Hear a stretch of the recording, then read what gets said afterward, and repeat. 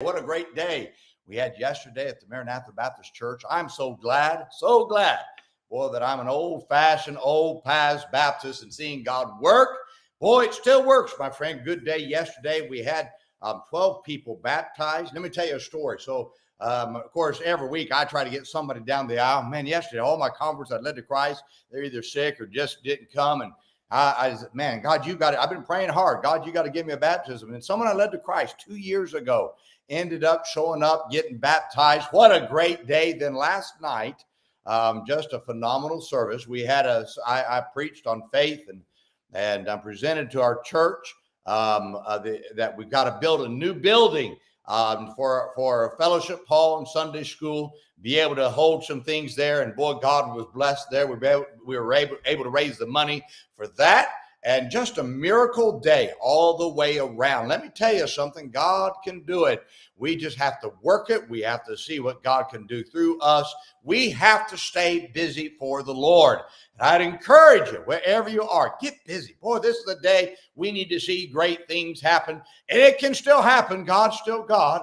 No question at all. God can still do something in today's life, today's world, if we just get busy. Well, let's talk about next level praying.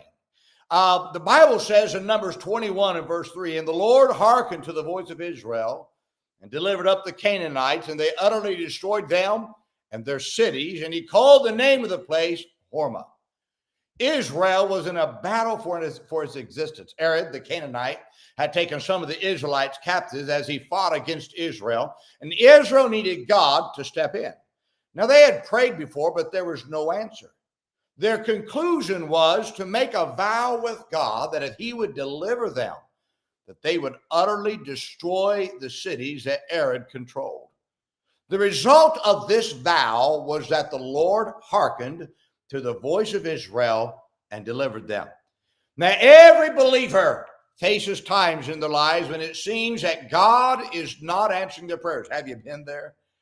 It's not that God is not hearing their prayers. It is that they need an answer for a specific thing in their lives, whether it be a church or an individual, and we're trying to figure out, and it's like it's not happening. Now, God gives 4 things someone can do when they need this kind of a prayer of the next level answered in their lives. Let me give you these 4 things first.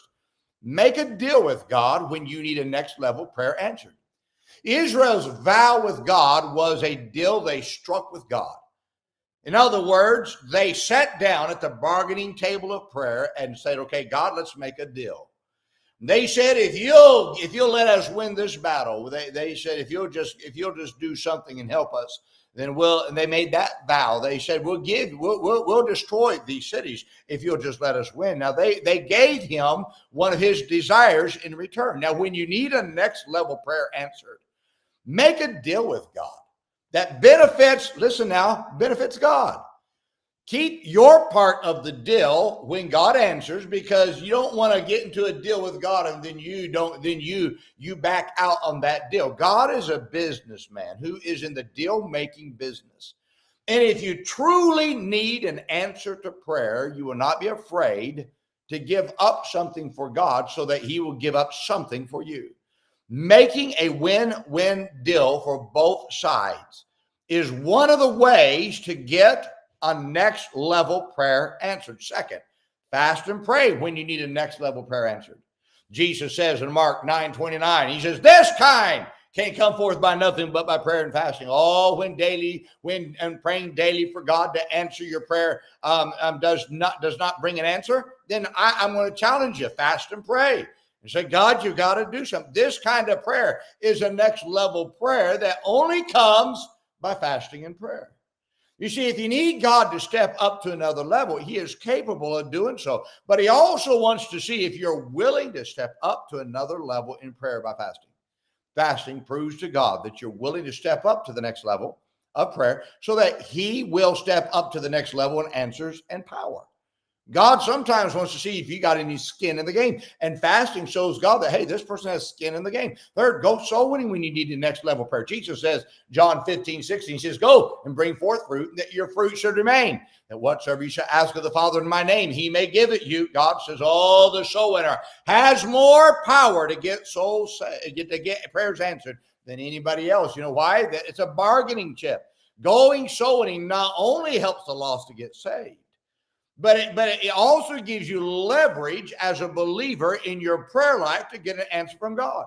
Now, don't expect God to answer your prayers regularly if you're not interested in his business of reaching the lost with the gospel.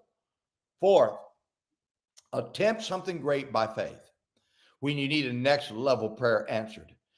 Faith attempts always gets God's attention because it shows the believer that they truly want God involved in their life and ministry. When you need God to answer a prayer, don't wait for the answer. Attempt something by faith so that God must step in and answer because he's promised to always honor one's faith. Now, God's more apt to answer the prayers of the believer who's willing to let God show his omnipotence through their faith attempts than he is the one who's not going to do anything. Now, can I say this? When you really want something really big. Now, this was the next level, but now let's say I want something real big. Then this is what I would do. I'd take all four of these things and I would do them. I would make a deal. I would do some fasting and praying. I would go soul winning, and I would attempt to do something great by faith. You get all four of those components involved in your Christian life and in your prayer life. And I want to tell you right now, what you'll find is this opens the door for God to do, because every one of those things God's interested in. God's like, boy, now this is the person who's really serious about this thing. Now you get those four things involved. I want to tell you what's going to happen. God's going to look and say, okay, now that's the one I got to help. Now you can do one of them and that can get God's attention. Do all four. Do all four.